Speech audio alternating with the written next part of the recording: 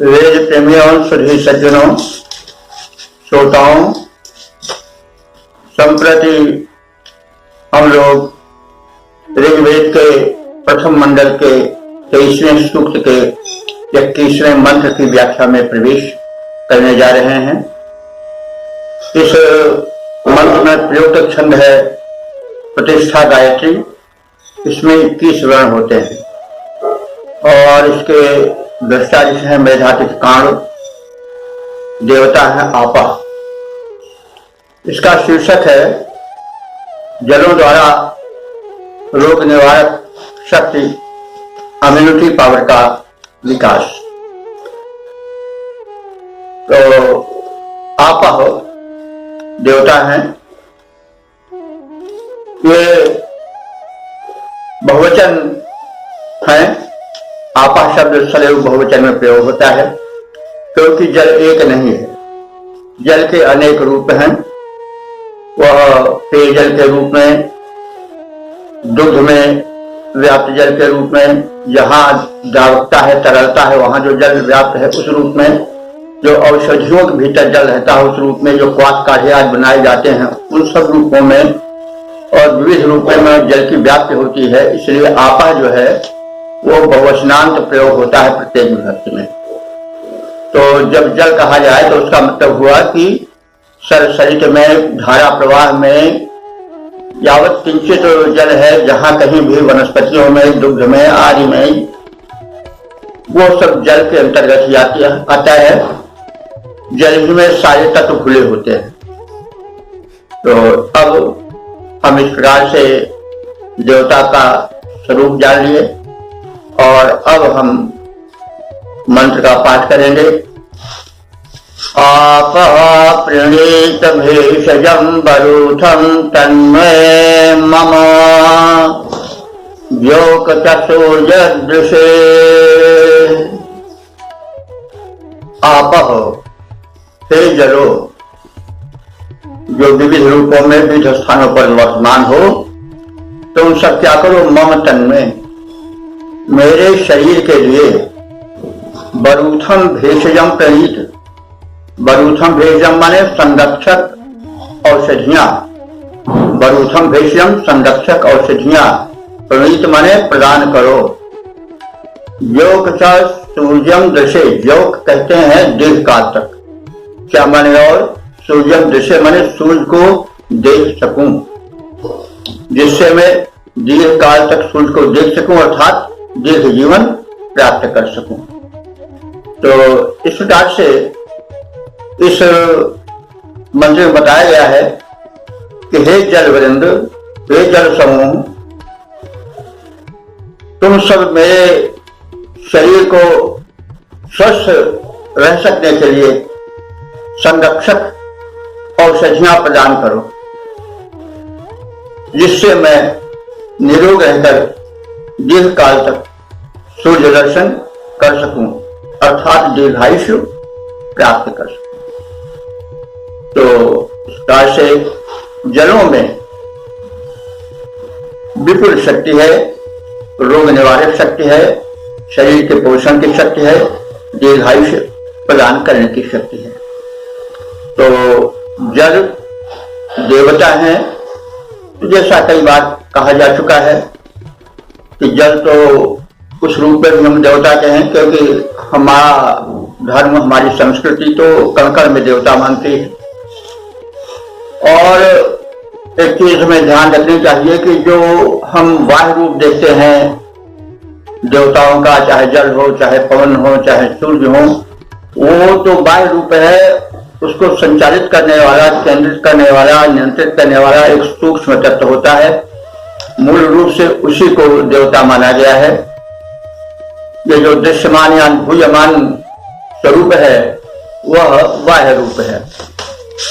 तो इस प्रकार से जल की महिमा का गुणगान किया गया। अब हम इसका छंदोबद्ध रूप देखें। हे जल विविध रूप धर धरती पर छाए दिखलाते हो, तरल बने रक्त रक्त दुग्ध औषधियों में आ जाते हो। हे जल बीज रूप धर धरती पर छाए दिखलाते हो, तरल बने रस रक्त दुग्ध औषधियों में छा जाते हो। विविध वनस्पतियों में तुम तन रक्षक भेषज बन जाओ। करो पुष्ट तन मन मेरा सब सुखद स्वास्थ्य बन लहराओ, जिससे दीर्घ काल तक रवि दर्शन में सक्षम हो जाऊं। दीर्घायुष्य प्राप्त कर सुख में जीवन स्वस्थ बिता पाऊं। स्वास्थ्य सुरक्षा करो हमारी, तुम जीवन कहलाते हो। स्वास्थ्य सुरक्षा करो हमारी, तुम जीवन कहलाते हो। हे जल विविध रूप धर धरती पर छाए दिखलाते हो, तरल बने रस रक्त दुग्ध औषधियों में आ जाते हो।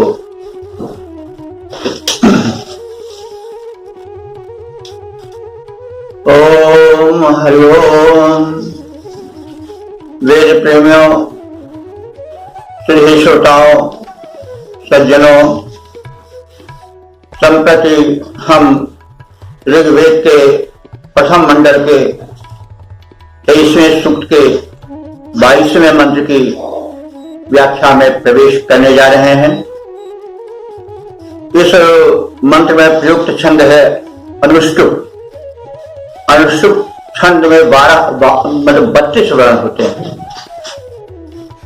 32 वर्णों वाला यह अनुष्टुप छंद वेदों में कई मंत्रों में प्रयुक्त है। और इस मंत्र के दृष्टा ऋषि हैं मेधातिथि कांग, देवता हैं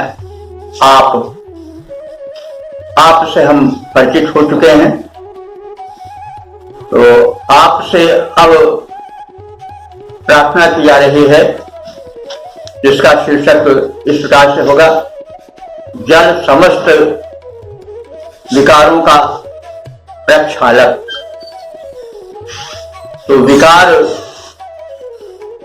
शारीरिक भी होते हैं, मानसिक भी होते हैं। मानसिक विकार, मानसिक रोग अधिक घातक होते हैं शारीरिक रोग से। विद्वानों का कहना है कि मनुष्य पहले मन से रुग्ण होता है, फिर तन से। जब मन स्वस्थ है तो तन भी स्वस्थ रहेगा। तन और मन का घनिष्ठ संबंध है। इसलिए ऋषि इस तथ्य को स्मरण दिलाना चाहता है कि हम औषधीय जल जो चेतन है, जिसका देवत्व रूप जल नहीं है, चेतन है, वह हमें तन मन दोनों से स्वस्थ करे। तो इस प्रकार से हम कह सकते हैं शीर्षक रूप में कि समस्त मानस रोगों और व्याधियों का विनाशक आप जल। तो अब हम मंत्र पाठ करें। इदमापः प्रवहत यत् किं च दुरितं मयि, यद्वाहम् अभिदुद्रोह यद्वा शेप उतानृतम्। तो इदम आपः, इदम माने यह, आपः माने जल। आपः बहुवचन है, इसलिए जल में समस्त जल के स्वरूप प्रविष्ट हैं। वे क्या करें? प्रवाहत। प्रवाहत माने नष्ट कर डालें, धो डालें, बहाकर फेंक दें। प्रवाहत क्या? यत् किंच दुरितम मयि, मुझ में जो कुछ भी दुरित माने दोष है, पाप है, जो कुछ मुझ में दोष पाप है, वह सब के सब जो है ये जल जो व्याप्त हैं विविध रूपों में, वे धो डालें, बहा दें होकर। वे जो दोष या विकार हैं, यद व अहम अभिद्रोह, जो मैंने चारों ओर द्रोह किया है। द्रोह का मतलब हुआ तो मनुष्य किसी से द्रोह करता है, ईर्ष्या करता है, तो भी एक शरीर में विष पैदा होता है और वो भी रोग का कारण होता है। ये देखिए मनोवैज्ञानिकता तक ऋषि की पहुंच का प्रतीक है।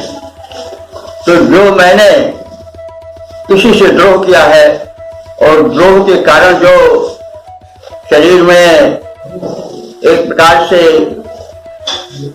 विकार आया है, विष पैदा हो गया है उसे, और जो शेपे है, और जो मैंने किसी को शाप दिया है, शाप देने से भी एक शक्ति क्षीण होती है मनुष्य की। जो समर्थ हैं वे शाप दे देते हैं, वाणी में बल होता है, लगता है, लेकिन उनके पुण्य का और उनके स्वास्थ्य का कोष उससे क्षीण भी होता है। शाप देने में रोष आता है, क्रोध आता है, क्रोध से शरीर में एक विष पैदा होता है, सब वैज्ञानिक तथ्य है, और वो विष जो है रक्त को दूषित कर देता है। तो उस दोष का जो प्रक्षालन है वह जल ही कर सकता है। वो जल पेय रूप में हो, औषधि रूप में हो, रस रूप में है, जूस रूप में हो, क्वाथ रूप में हो, काढ़े रूप में हो, किसी भी रूप में हो, सूप रूप में हो, वह जल ही उस दोष को जो मानसिक भावनाओं के कारण उत्पन्न हुए हैं वह दूर कर सकता है और दूर करे।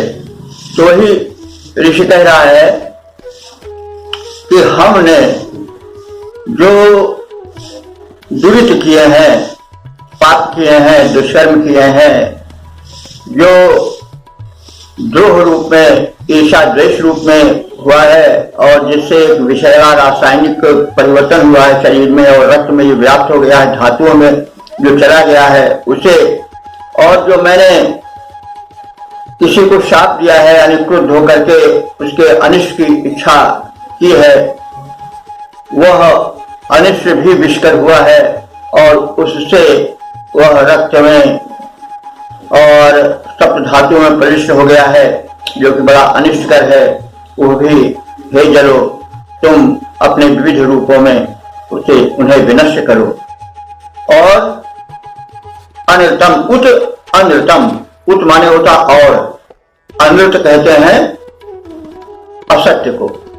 और जो असत्याचरण मैंने किए हैं, झूठ आज बोले हैं, वो भी हमारे शरीर में विकार उत्पन्न किए हैं, मानसिक विकार उत्पन्न किए हैं। वो विकार भी विषैला हुआ है, शरीर को, रक्त को, धातुओं को विषैला बना दिया है। उसको हे जलो, तुम अपने विविध रूपों में, औषध रूप में व्याप्त हुए और पेय रूप में व्याप्त हुए, विविध रूपों में व्याप्त हुए हो, वो सब मिलकर के इन दोषों का निवारण करो, प्रक्षालन करो। तो जल किसी चीज को स्वच्छ करता है, प्रक्षालित करता है, साफ करता है। तो मनुष्य के शरीर में खान पान के कारण और आचरण के कारण विविध रूप से विकार समाविष्ट होते रहते हैं। वे शारीरिक और मानसिक रोगों के रूप में परिणत होते हैं।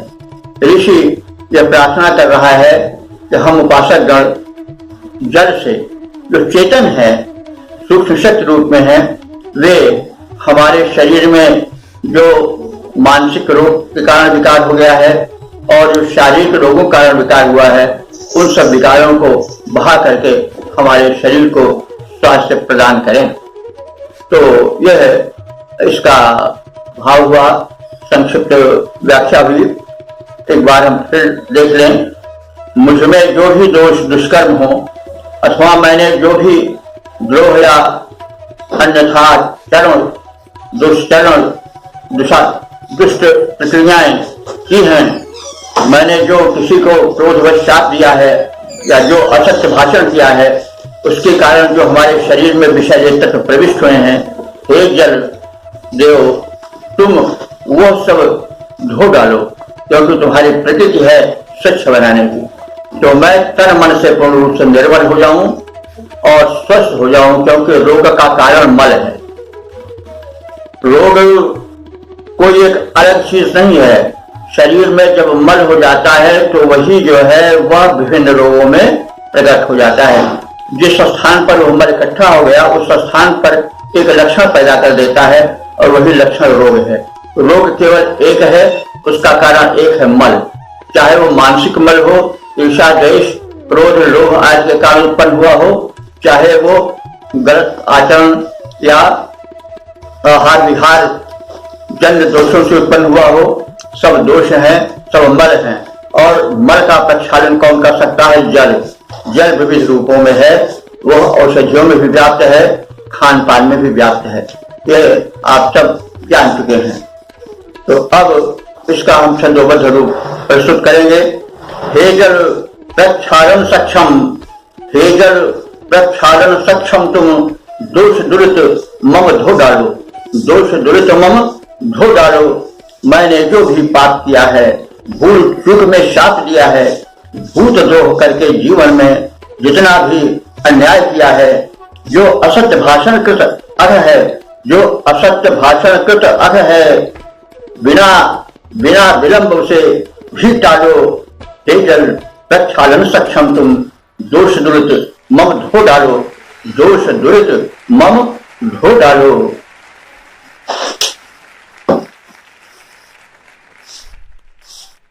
वेद प्रेमियों, सुधी सज्जनों, श्रोताओं, अब हम ऋग्वेद के प्रथम मंडल के 23वें सूक्त के 23वें मंत्र की व्याख्या में प्रवेश करने जा रहे हैं। यह मंत्र अनुष्टुप छंद में निबद्ध है। अनुष्टुप छंद में 32 वर्ण होते हैं।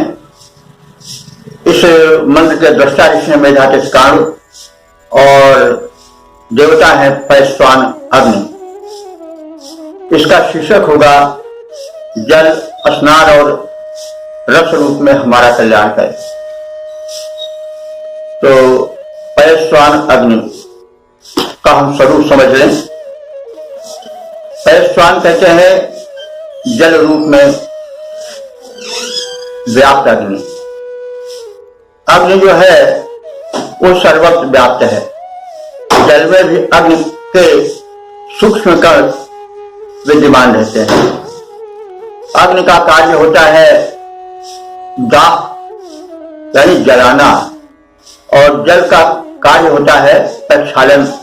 तो दहन और प्रक्षालन दोनों विकार के नष्ट करने में सहायक होते हैं।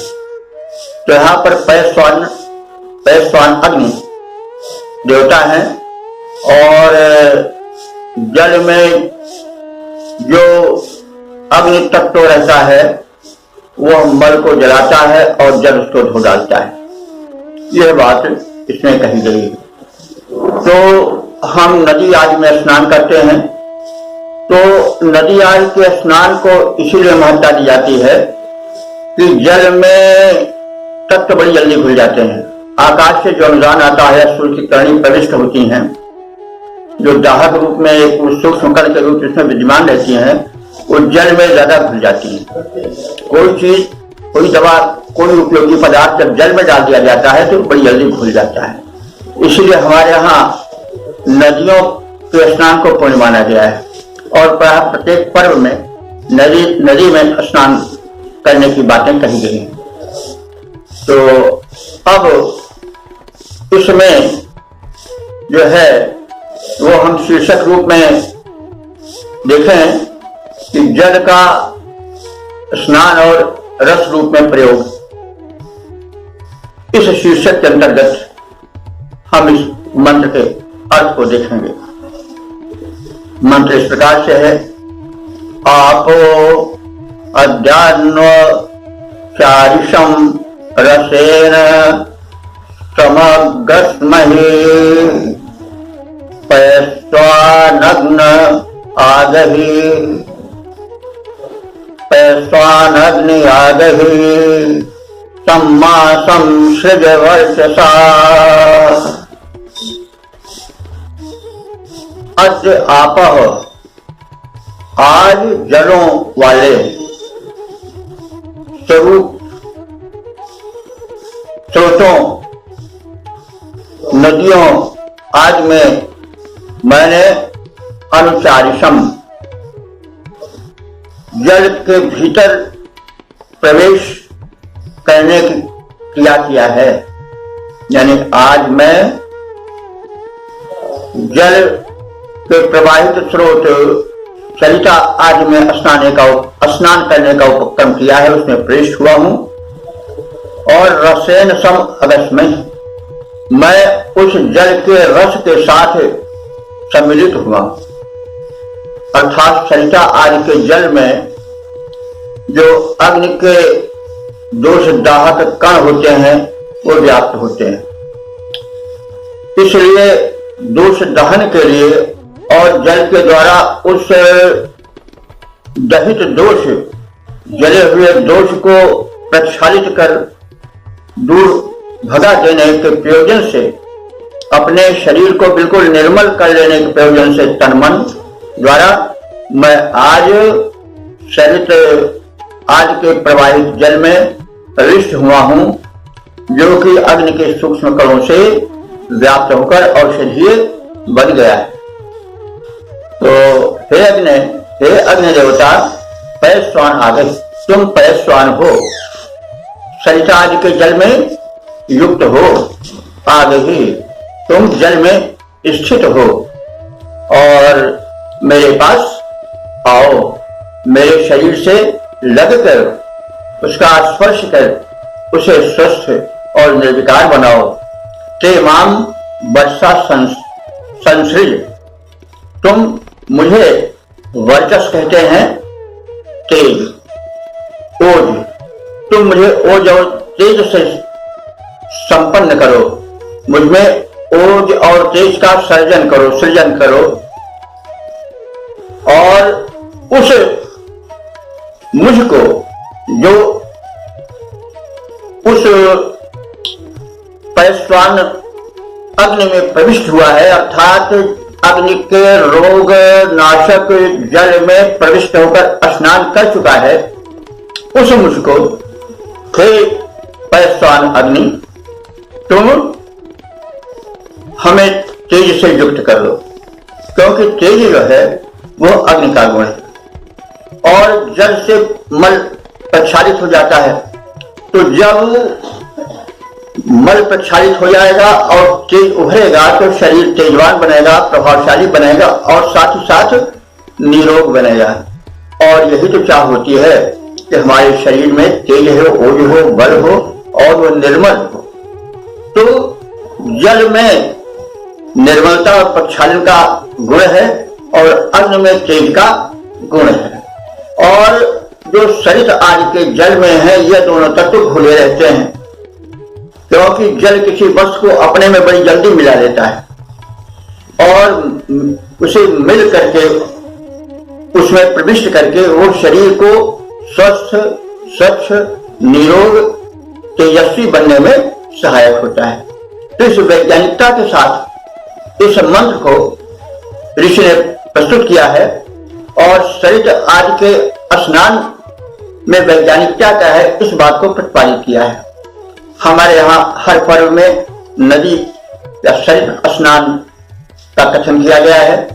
जैसा अभी हमने कहा है कि सरित में, नदी के जल में जो शक्ति के कण हैं, अग्नि के सूक्ष्म कण हैं, वे और औषधीय जो द्रव्य हैं जो अंतरिक्ष से झरते रहते हैं, वे जल में घुल करके उसको औषधीय बना देते हैं।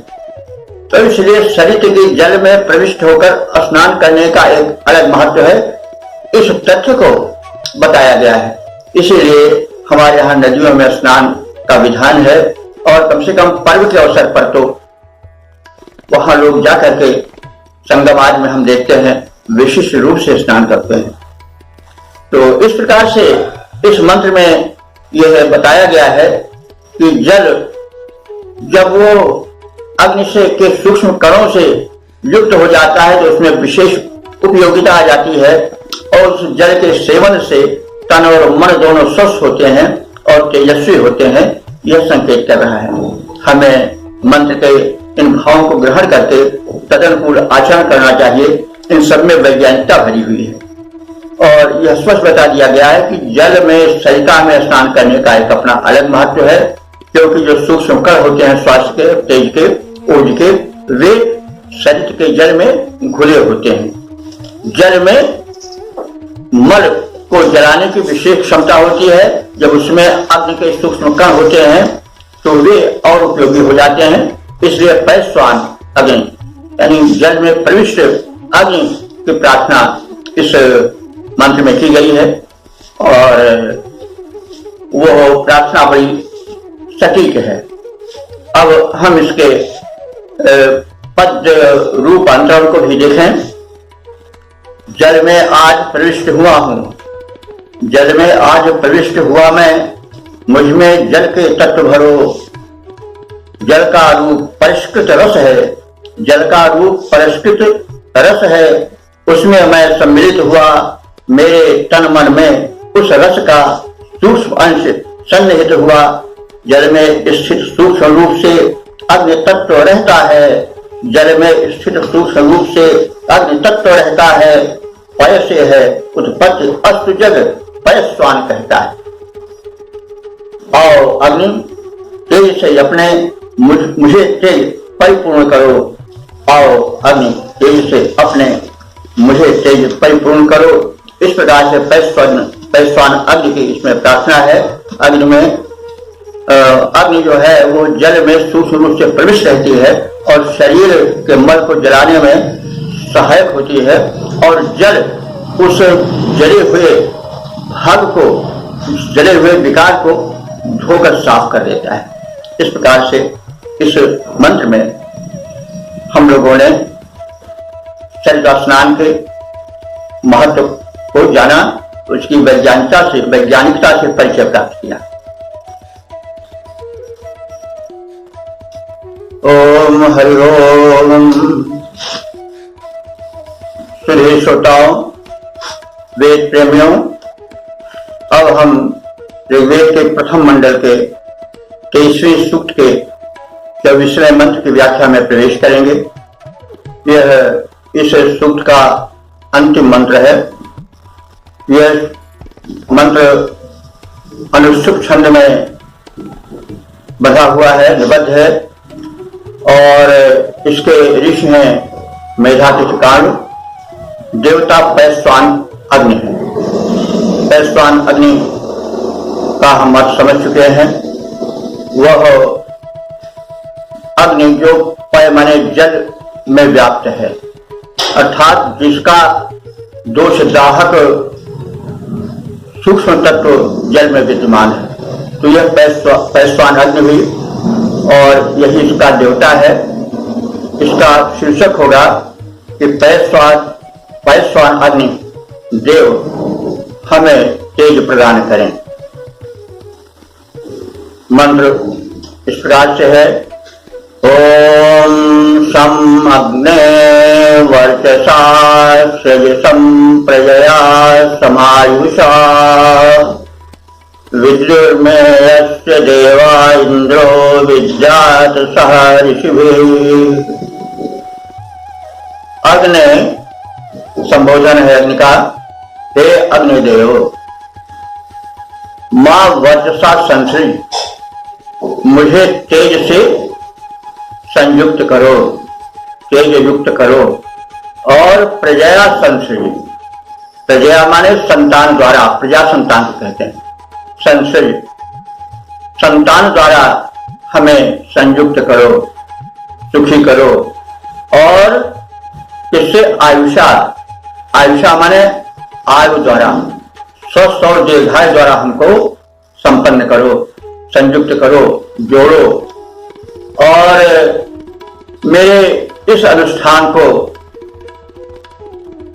जाने कौन, विद्यु माने जाने में मेरे इस अनुष्ठान को जो मैंने प्रार्थना रूप में प्रस्तुत किया है, और जो मैंने इस सूक्त के मंत्रों की शक्ति को जाना है, और जो देवताओं के गुण को जाना है, जो उसे जीवन में उतारने की बात जानी है, मेरे इस बोध को हम ही तक न सीमित रहे, बल्कि देवा जो देवगण है वे भी इससे परिचित हों कि हम इसका लाभ उठा रहे हैं, इसको समझ रहे हैं।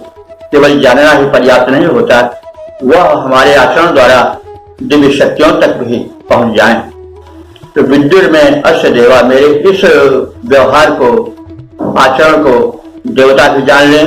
इंद्रो विद्यात, इंद्र देवता भी जान लें। सह ऋषि भी, ऋषियों के साथ मेरे इस अनुष्ठान को मेरे इस आचरण को, मेरे इस व्यवहार को देवता जाने और ऋषियों के सहित इंद्रदेव भी जान जाएं कि मैं व्यवहार में भी उसका प्रयोग कर रहा हूं और उसको पूर्ण रूप से अपने हृदय में बैठा लिया है।